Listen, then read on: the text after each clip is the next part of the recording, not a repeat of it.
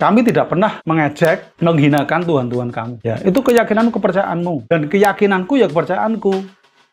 Tuhanmu ya Tuhanmu, Tuhanku Tuhanku. Jadi janganlah kamu sampai mengatakan hal seperti itu. Apalagi di publik. Mungkin itu kamu sampaikan pada jemaatmu, kamu sampaikan pada orang-orangmu. Tapi karena kamu siarkan di publik, kamu menghina banget. Kamu sama seperti pendeta Saifuddin menurut saya.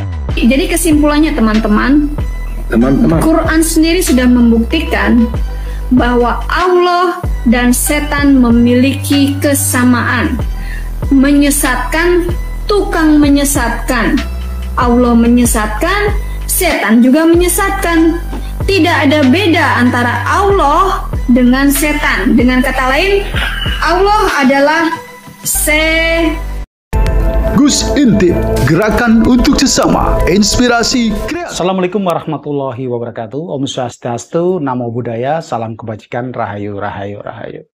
Oke lah, pada kesempatan ini saya hadir lagi untuk memberikan suatu komentar tentang Nenek Suniti Burhan ya, yang sekarang lagi viral dan beliau itu menghina Tuhan kami, Allah Subhanahu wa Ta'ala. Yang mana beliau juga menantang ya, mengatakan bahwa Allah dan setan itu sama-sama menyesatkan. Ini menurut saya ini sangat-sangat terlalu dan penghinaan totalitas menurut saya. Karena apa?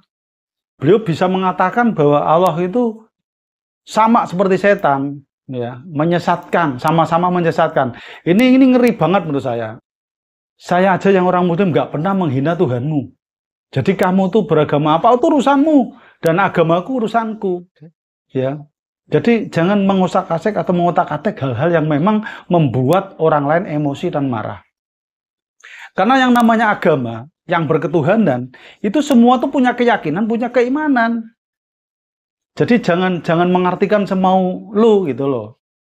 Mungkin bacaan Quran yang kamu baca itu salah karena kamu nggak pakai tafsir, nggak pakai ilmu, ya. Jadi Quran itu hanya sekedar cuma dibaca doang, diartikan dengan semaumu, apalagi dibahasakan dengan bahasamu. Itu sangat-sangat sekali menghina, ya, menghina Tuhan kami. Kami tidak pernah mengejek, menghinakan Tuhan-Tuhan kami. Ya, itu keyakinanmu, kepercayaanmu, dan keyakinanku ya kepercayaanku. Tuhanmu ya Tuhanmu, Tuhanku Tuhanku. Jadi janganlah kamu sampai mengatakan hal seperti itu. Apalagi di publik. Mungkin itu kamu sampaikan pada jemaatmu, kamu sampaikan pada orang-orangmu. Tapi karena kamu siarkan di publik, kamu menghina banget. Kamu sama seperti pendeta Saifuddin menurut saya.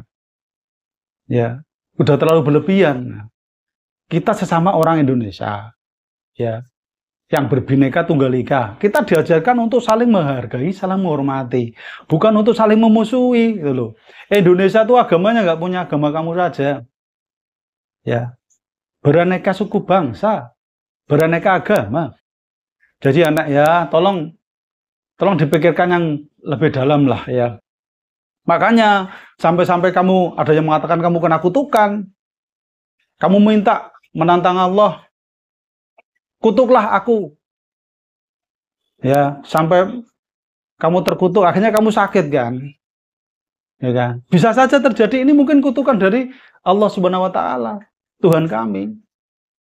Makanya untuk yang lain, buat teman-teman semuanya yang mungkin mau siar, mau mengajarkan konten-konten yang berbahasa agama, tolonglah jangan overdosis. Kalau sekedar untuk pengetahuan, sekedar berbagi ilmu, nggak apa-apa, monggo. Karena semua agama itu mengajarkan kebenaran menurut agamanya dan keyakinannya masing-masing. Agama itu semua benar menurut agama dan penganutnya.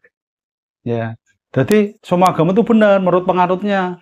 Jadi kalau kita menghakimi dengan keyakinan kita, ya maka jadilah seperti itu.